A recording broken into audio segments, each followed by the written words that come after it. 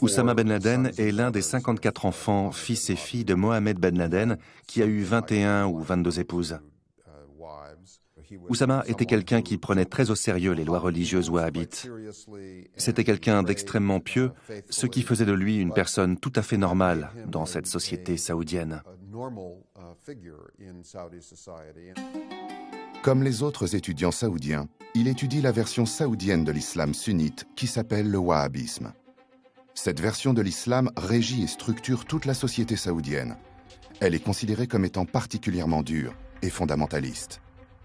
Cette idéologie fondamentaliste est non seulement puisée dans les prônes et les écrits d'un idéologue du XVIIIe siècle dans le royaume saoudien de l'époque, pas seulement, c'est une idéologie qui a été énormément contaminée, surtout à partir du milieu du XXe siècle, par des écrits nazis.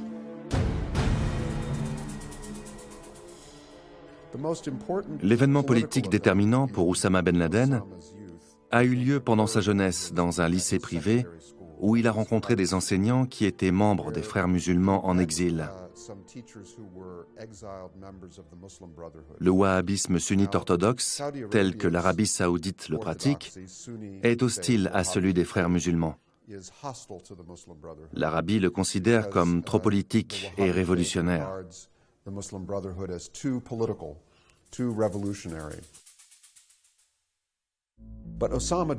Malgré cela, le Saoudien Oussama devient un frère musulman à l'école et joint à cette époque une faction des frères musulmans dans la ville de Jeddah.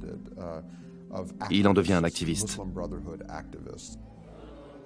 Au tout début des années 1980, Oussama Ben Laden est encore tiraillé par ces deux versions de l'islam sunnite.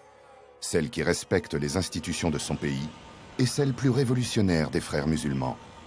C'est alors qu'il est contacté par le chef des services secrets saoudiens, le prince Turki Al-Faisal.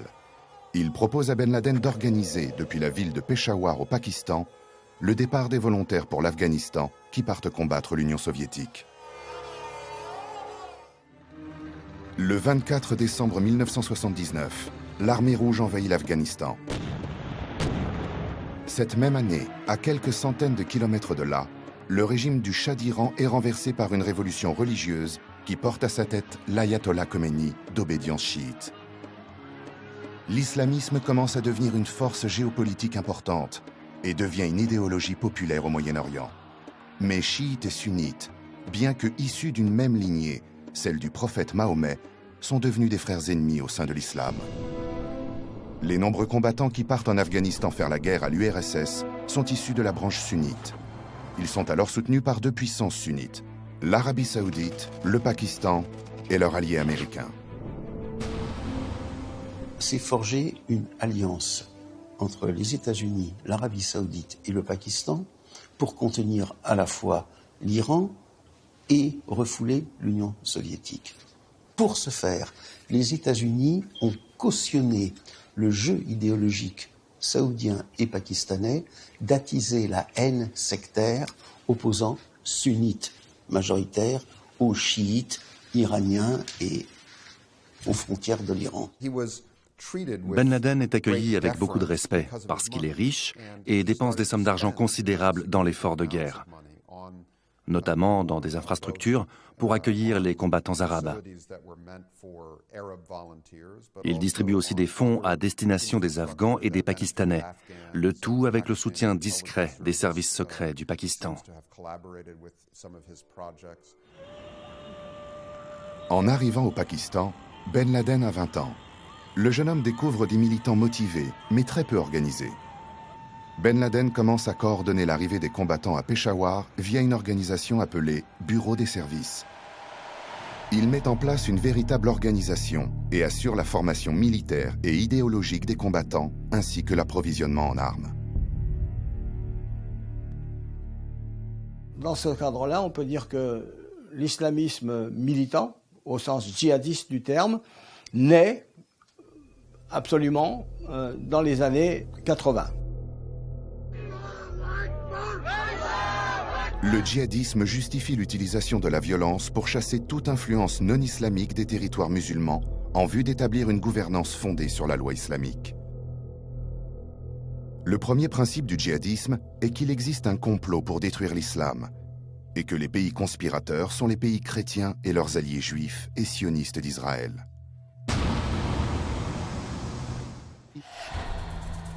Oussama Ben Laden fait bien partie de cette première vague du djihadisme radical combattant. Et pour récupérer du prestige militaire, il s'engage sur le terrain afghan. Il y a peu combattu, mais il a su faire d'une petite victoire contre les soviétiques dans le district de Jija une grande victoire militaire personnelle. En fait, il n'a fait que participer à la bataille aux côtés de moudjahidines afghans.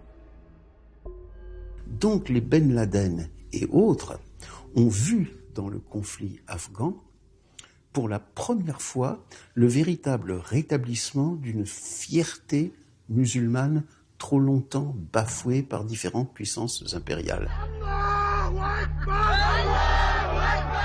La première guerre de résistance victorieuse, je ne parle pas des résistances plus ou moins continues, mais victorieuses, mais qui s'est franchement réclamée de l'islam en tant que tel, ça a été cette guerre d'Afghanistan menée contre les soviétiques dans les années 80.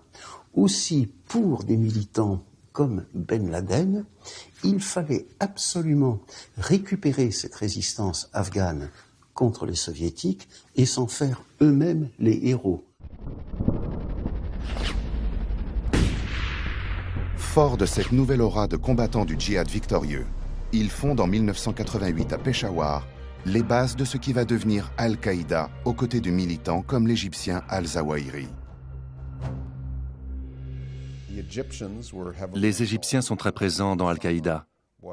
Tous désignent Oussama Ben Laden comme l'émir de cette nouvelle organisation.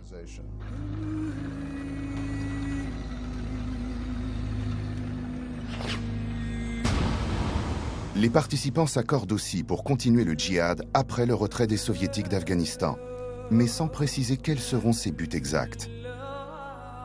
Al-Qaïda considère simplement que les gouvernements occidentaux, avec à leur tête celui des États-Unis, interfèrent dans les affaires intérieures des nations islamiques, et ce, dans l'intérêt unique des sociétés occidentales. On doit éliminer ceux qui ne croient en rien.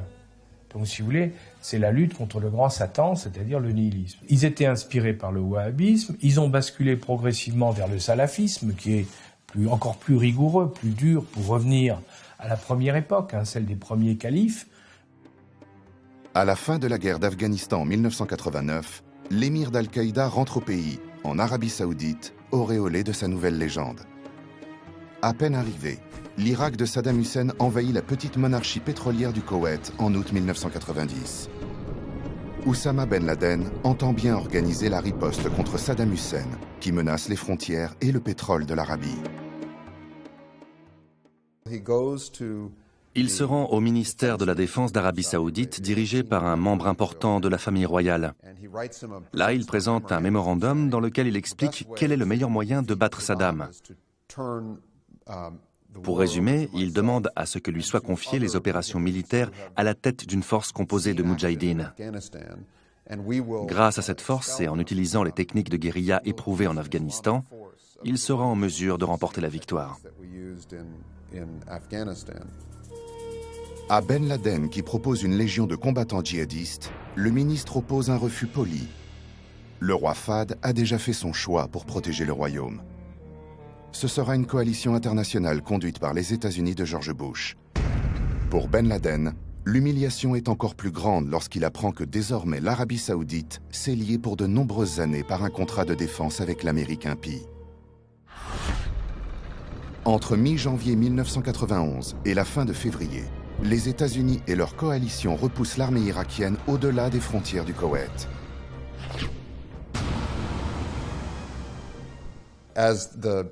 Ben Laden a été extrêmement contrarié à partir du moment où la famille royale saoudienne, et plus particulièrement le roi Fahd, décide de lier l'Arabie à une alliance militaire occidentale menée par les États-Unis. Il a alors commencé à prêcher une opposition radicale à la famille régnante lors des offices religieux du vendredi soir et dans des petits groupes d'études religieuses. Ben Laden se révolte et va jusqu'à accuser les princes de corruption. Le ministère de l'Intérieur saoudien saisit son passeport pendant l'hiver 1990-1991. Oussama Ben Laden quitte l'Arabie saoudite en mai 1991. Interdit de séjour, il s'installe alors à Khartoum, au Soudan. Il y est accueilli par Hassan al-Tourabi. Il y investit et fait quelques affaires. Il construit des routes, fait des acquisitions foncières et même des activités bancaires. Mais ce n'est pas tout. La CIA commence à s'intéresser à lui et à le surveiller de près à partir des années 92-93. À cette époque, les agents de la CIA s'intéressent surtout à ce qu'il fait de son argent. Il est alors considéré comme l'un des financiers de différents groupes terroristes prônant la violence. À ce stade, la CIA se documente et tente parfois de mettre fin à certains financements. En fait, Ben Laden est déjà au centre d'une importante nébuleuse terroriste. Dès son arrivée, il a commencé à financer de violentes attaques dans la Corne de l'Afrique, en Bosnie et probablement en Tchétchénie et d'autres endroits d'Asie centrale. Il est devenu une sorte d'aimant pour tous les djihadistes, certains ayant combattu à différentes époques en Afghanistan ou engagés dans des luttes nationalistes, tous cherchant un sanctuaire, des financements ou des armes. Sa famille lui demande d'abandonner son opposition à la famille royale et ses projets. Devant son refus, sa famille revend toutes ses participations dans leurs entreprises pour une valeur de 10 millions de dollars. La somme est placée sur un compte bloqué, qui ne pourrait être utilisé qu'à son éventuel retour au pays ou donné à ses héritiers. En 1994, sa famille le répudie publiquement et début avril 1994, l'Arabie saoudite le prive de sa nationalité. Après des pressions américaines, il est finalement expulsé du Soudan au début de l'année 1996. Ben Laden, qui continue à être financé grâce aux dons de la communauté musulmane, bascule totalement dans la logique terroriste. Oussama Ben Laden arrive en 1996 en Afghanistan et parvient à, je dirais, Ben Ladeniser les talibans. C'est-à-dire qu'il va leur faire un programme non pas local, mais un programme véritablement international. Je pense qu'ils avaient cruellement besoin les uns des autres. Ben Laden cherchait un sanctuaire et le Mollah Omar avait besoin d'argent. Les talibans ne fonctionnaient pas vraiment comme un gouvernement. Leur caisse était désespérément vide. Le pays était en ruine. Il n'y avait rien et quand Ben Laden débarque avec tout son argent, ils deviennent très réceptifs. Ben Laden demande au Mollah Mohamed Omar ce dont il a besoin et sa réponse est « battez-vous pour moi ». C'est ainsi que Ben Laden a commencé à assembler une brigade internationale composée de combattants arabes et à mener des attaques au nord. Lorsque Ben Laden arrive en Afghanistan, le pays est en pleine guerre civile. Les talibans sont en passe de s'emparer de tout le pays. Ben Laden et sa légion arabe leur prêtent main forte. Le 27 septembre 1996, la capitale Kaboul tombe aux mains de ces fondamentalistes musulmans. Le Mollah Omar, chef des talibans, devient de facto le nouveau chef d'État sous le titre de commandeur des croyants. Le régime politique mis en place par les talibans prend le nom d'Émirat islamique d'Afghanistan. Protégé par les talibans, Ben Laden accueille et entraîne des combattants djihadistes qui le rejoignent près de Kandahar.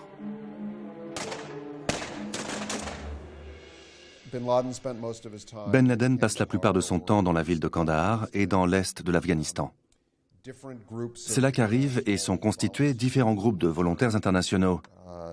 Ça fonctionnait comme un service secret. Les candidats sont testés pour voir s'ils sont légitimes, d'où ils viennent, avec quel type de passeport, quelles sont leurs motivations. Après cette phase, ils étaient entraînés pour préparer des attaques. À partir du début 1998, Al-Qaïda passe la vitesse supérieure et devient une réelle organisation terroriste. Le 23 février 1998, Oussama Ben Laden et ses lieutenants publient un appel au djihad pour la libération des lieux saints musulmans du Front islamique mondial pour le djihad contre les Juifs et les croisés. Cette année-là, après des mois de formation et de préparation, Al-Qaïda passe à l'offensive. Le premier mandat d'arrêt international lancé sur sa personne date de mi-avril 1998. Sa tête est ensuite mise à prix pour 5 millions de dollars par les autorités américaines.